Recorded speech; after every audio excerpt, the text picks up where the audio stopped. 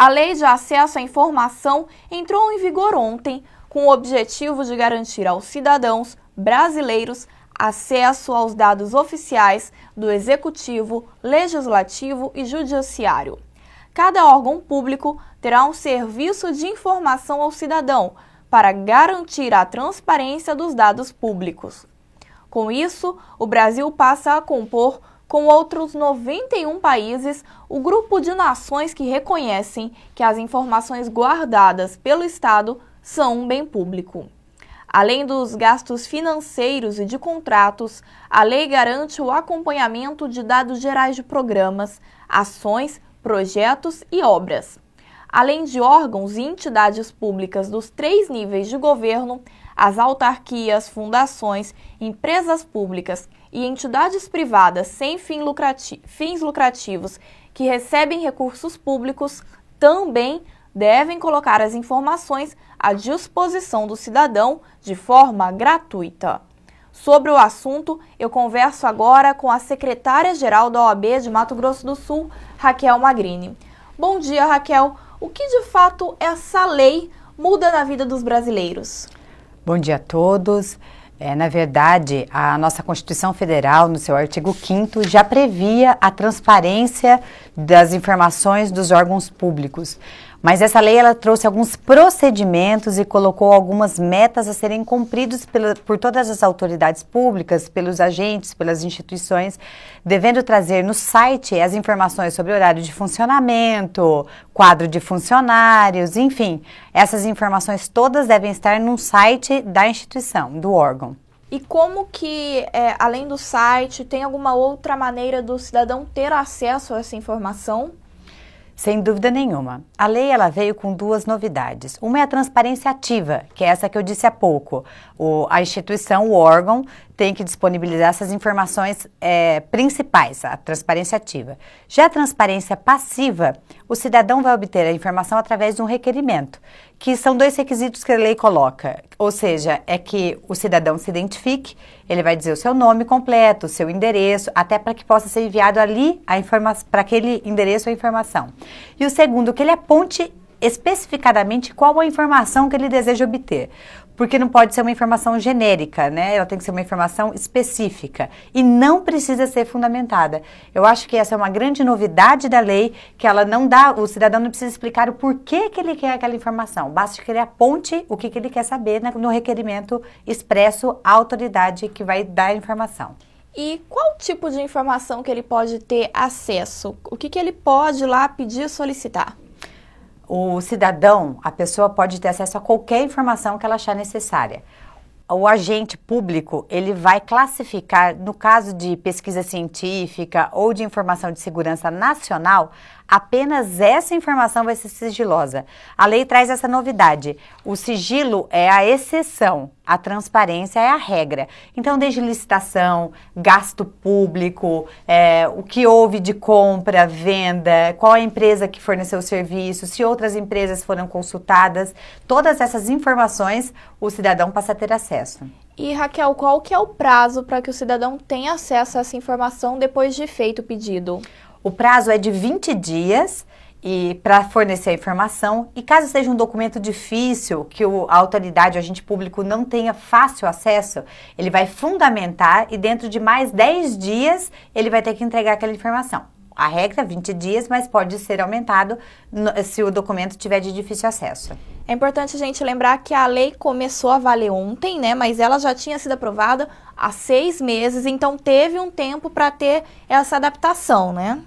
Sem dúvida. A lei ela deu esse prazo principalmente para a transparência ativa, para que essas instituições, esses órgãos públicos disponibilizassem as informações já em um site, preparassem um site com todos os requisitos que a lei tinha. Alguns encontraram dificuldade para colocar essas informações, até mesmo porque não estava padronizado, e agora o prazo já encerrou e todas as autoridades têm que estar com isso já pronto para divulgação.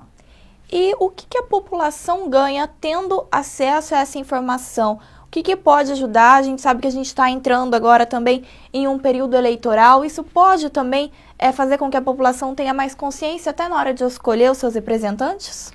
Sem dúvida nenhuma, o cidadão tem que estar atento a essas informações, ao que está sendo divulgado, prestar atenção se hoje o político que é candidato está divulgando corretamente as informações, o gasto, o uso do dinheiro público, como ele está sendo utilizado. Essa lei ela veio para ajudar o cidadão e o cidadão tem que fazer uso dela para escolher, analisar os políticos, os candidatos, enfim. A lei é um marco histórico no Brasil. A gente passa a ter aí transparência em todos os setores, dando efetividade ao princípio da transparência máxima. Você estava me falando que isso já estava previsto na Constituição anteriormente, mas não tinha a normatização da lei, né? Agora é isso, a lei está normatizada e tem que ser feita e tem que valer. Sem dúvida nenhuma. O cidadão agora, ele tem mais uma ferramenta para ser utilizada para esclarecer as suas dúvidas referente ao poder público. Então, a lei, ela criou exigências que a Constituição não tinha. A Constituição era mais genérica, como deve ser, e a lei trouxe esses requisitos a serem cumpridos, padronizados e direcionando o poder público de como divulgar as suas informações. E o que acontece com o poder público se ele se negar a ceder, a passar essas informações? O agente público que se negar a dar as informações que não estejam protegidas com o sigilo de segurança nacional, a lei prevê desde uma advertência, uma multa e até a desvinculação do serviço público ou exoneração do funcionário, se for o caso. Então, as penalidades são bem severas se o agente público se negar a fornecer as informações. Agora, Raquel, você, ao seu ponto de vista, você acha que a população está preparada para ter acesso a essas informações? Ela vai conseguir pegar, por exemplo, esses documentos e vai conseguir entender o que está acontecendo? Ou precisa ainda um pouco mais de conhecimento por parte da população? Como eu disse anteriormente, a lei é um marco histórico no Brasil. E como outras leis, elas vão se desenvolvendo conforme a sociedade for evoluindo. Ela inicia agora, com certeza teremos várias interpretações para serem feitas, mas sem dúvida nenhuma o cidadão vai no futuro, começando de agora, a desenvolver esse entendimento. Porque a linguagem tem que ser sempre simples e dirigida à sociedade.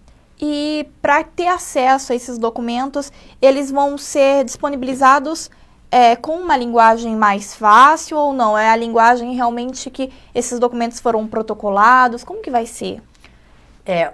A informação ela vai ser dada conforme a solicitação. Um exemplo, eu quero saber quem foi que realizou a obra na casa tal, avenida tal ou a reforma X. Ele vem, daí, de acordo com a informação, vai estar especificado o contrato.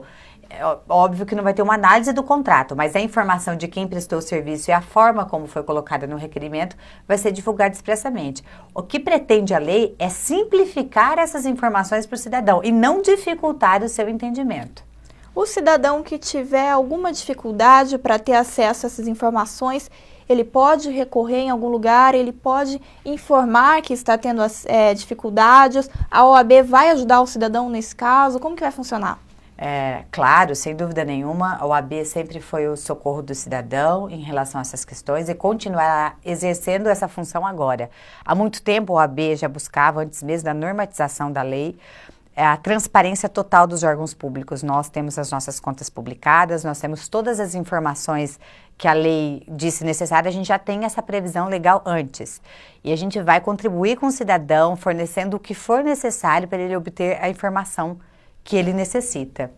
Aqui em Campo Grande, a gente já tem antes desse prazo ser finalizado, já tinha algum órgão que estava fazendo isso, fazendo essa transparência, ou eles esperaram realmente o prazo para poder se adaptar, ou já se adaptaram antes? Como que foi? Não, a grande maioria das entidades, órgãos públicos, enfim, todos já estavam preparados há muito tempo em relação a isso.